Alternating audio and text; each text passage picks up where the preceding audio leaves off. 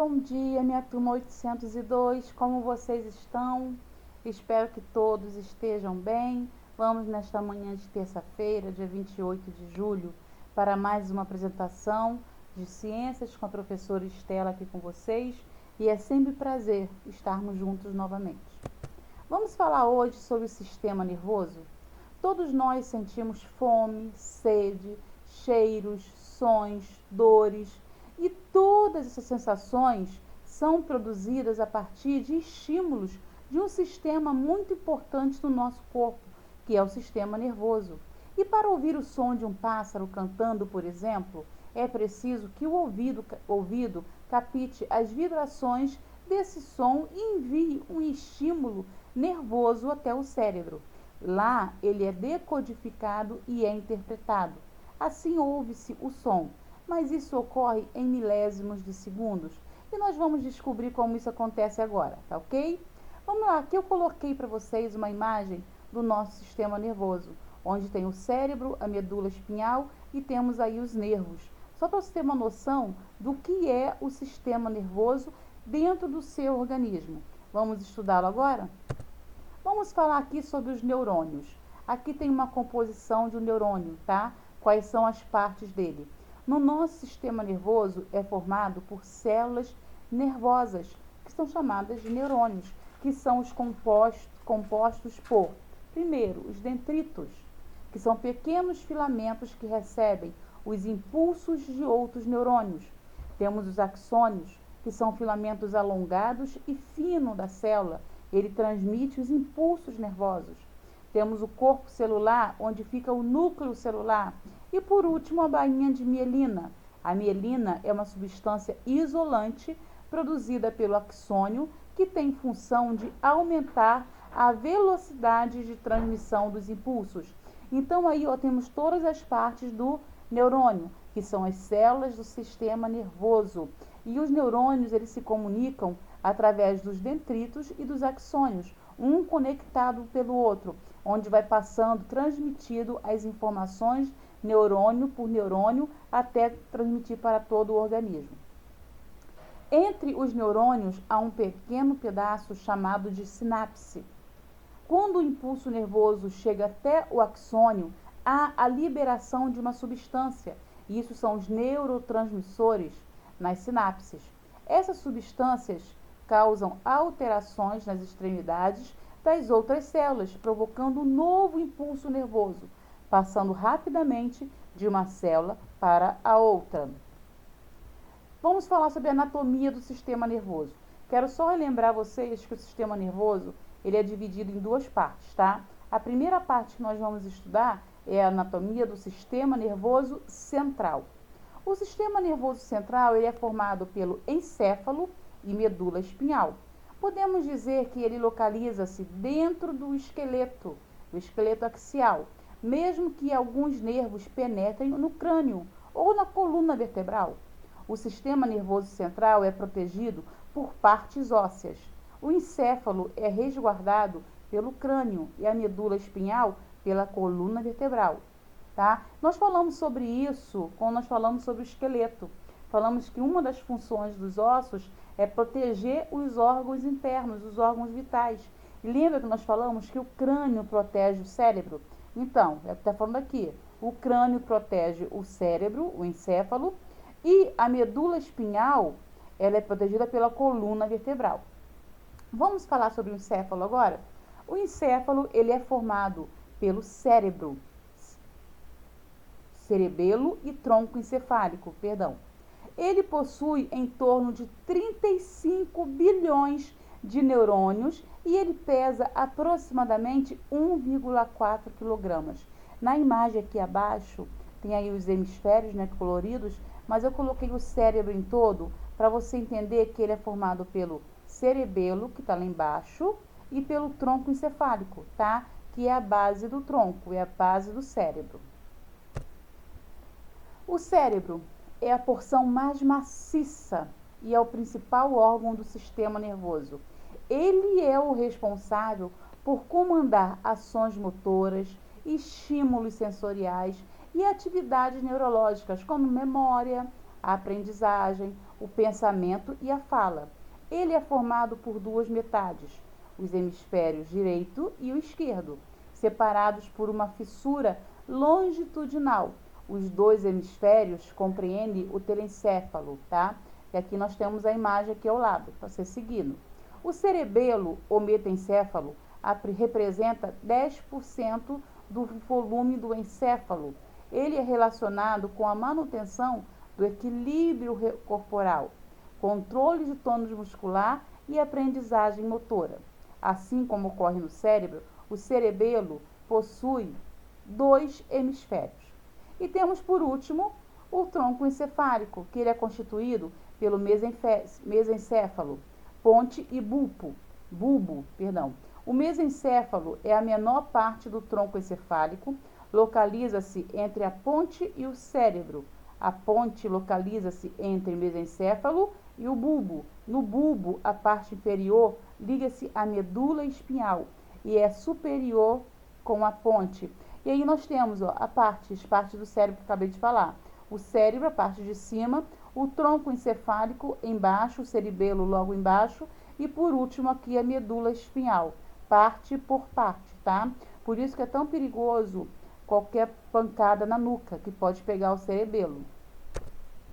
Vamos falar sobre a medula espinhal.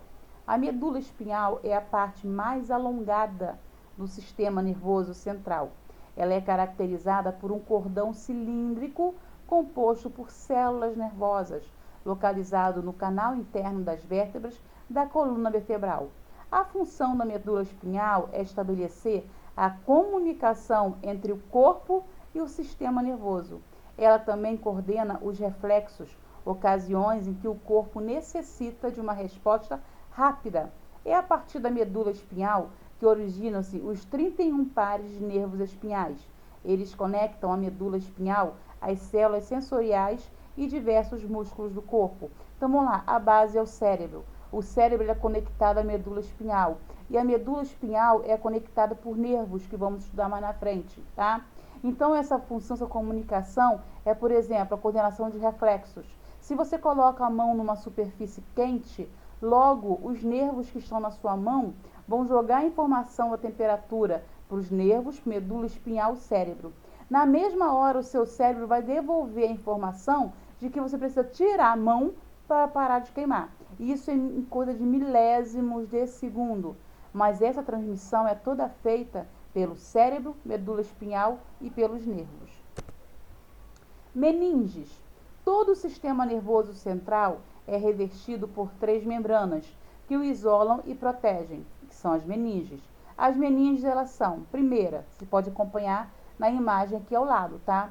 Primeira é a de cima, é a mais externa, sendo espessa e resistente, que é a dura mater, formada por tecido conjuntivo rico em fibras colágenas e a sua porção mais externa fica em contato com o osso. Por isso que ela é mais rígida, esse tecido conjuntivo, tá? Porque fica direto em contato com o osso, então ele pode criar uma erosão. Então ele tem que ser mais forte um pouquinho.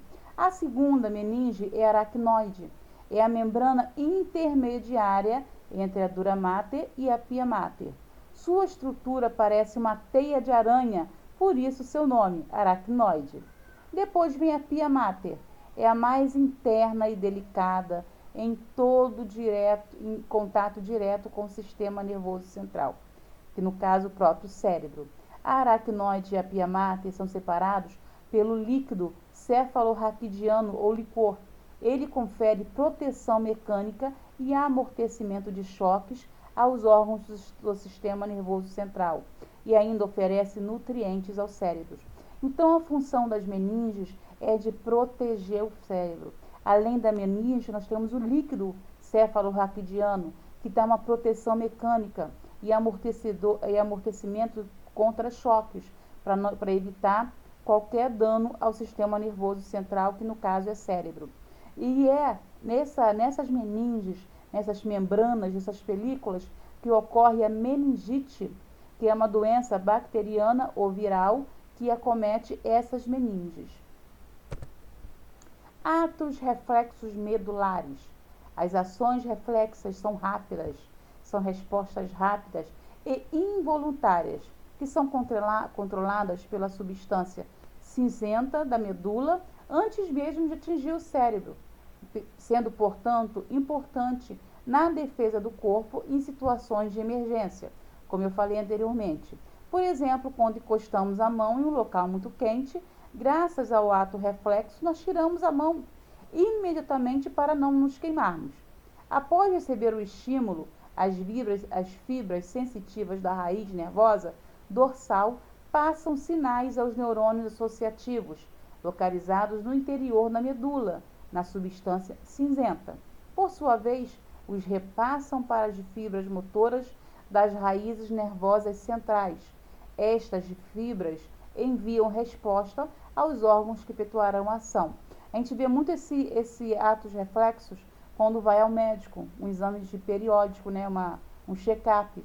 Eles vêm com um martelinho e faz uma flexãozinha, né, uma pressão no joelho. Esse ato reflexo desse músculo joga a informação para os neurônios sensitivos, vai lá na medula, no sistema nervoso central e volta a informação da reação. O que é o sistema nervoso periférico? Lembra que eu falei que são divididos em duas partes?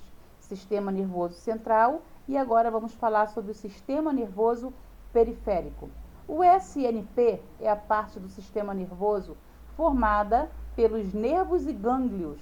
Sua função primordial é levar informações dos órgãos periféricos até o sistema nervoso central e trazer as respostas desse sistema novamente para os órgãos. Sendo assim, esse sistema é responsável por conduzir as informações. Na imagem aqui está bem nítido, né? Lá em cima, em vermelho, nós temos o sistema nervoso central, que é o cérebro e a medula espinhal, que está em vermelho. E nós temos aí essas linhas em azul, que é o sistema nervoso periférico, que são os nervos e os gânglios, tá? Que liga todo o nosso corpo ao sistema nervoso central. Os componentes do sistema nervoso periférico. Primeiro são os nervos. Os nervos são cordões formados por fibras nervosas dispostas paralelamente e envoltas por tecido conjuntivo. Essas estruturas são responsáveis por unir o sistema nervoso central aos órgãos do nosso corpo, conduzindo pelas fibras os impulsos nervosos. Os nervos só podem ser espinhais ou espinais ou cranianas. Esses últimos unem-se com o encéfalo e os nervos espinhais estão unidos à medula espinhal. Existem 12 pares de nervos cranianos que são responsáveis por inervar principalmente as estruturas da cabeça e do pescoço. Os nervos espinhais, por sua vez, inervam o tronco, membros são pernas e braços, e algumas regiões da cabeça. Eles são conectados à medula e partem dos forames invertebrais da coluna. No total, são 31 pares de nervos espinhais, que recebem as denominações de cervicais, torácicos, lombares, sacrais e coxígenos. Na porção terminal dos nervos, é possível observar as terminações nervosas, as quais podem ser sensitivas ou motoras. As sensitivas são aquelas que conseguem captar estímulos, tais como calor, pressão e luz. Já as motoras terminam nos músculos e glândulas e funcionam de maneira parecida com as sinapses entre os neurônios. A outra parte do sistema nervoso periférico são os gânglios. Os gânglios nervosos são aglomerados de neurônios situados fora do sistema nervoso central, espalhados pelo corpo. É comum eles formarem uma estrutura esférica. Então, aí nós temos todos eles, tá? O encéfalo, o espinhal, a medula espinhal, temos os nervos cranianos, os gânglios, tá? Aqui na parte torácica, na parte de cima, e temos os nervos raquidianos. Preparei aqui para vocês agora algumas atividades, né? Número 1, tá? Podemos organizar o sistema nervoso humano dividindo em duas partes, o sistema nervoso central e o periférico. Com base no seu conhecimento sobre o tema explicado agora, você tem todo esse material no seu livro também, Marque a alternativa que indica corretamente quais são as partes do sistema nervoso central. Marque a resposta certa. Número 2. O neurônio pode se comunicar com outros neurônios ou com músculos e gânglios por meio de quê? Marque também a resposta certa. Número 3. O trajeto que, em geral, o impulso nervoso segue ao longo de um neurônio é... Marque a resposta certa. Número 4. As células do tecido nervoso chamam-se... 5. Os neurônios possuem 3 partes. Corpo, complete aí. 6. Os nervos que partem do encéfalo chamam-se nervos, completa lá. E as partes da medula chamam-se, também você vai completar, ok? Então, muito obrigada pela atenção de vocês, por me assistirem mais uma vez. Um beijo e até a próxima.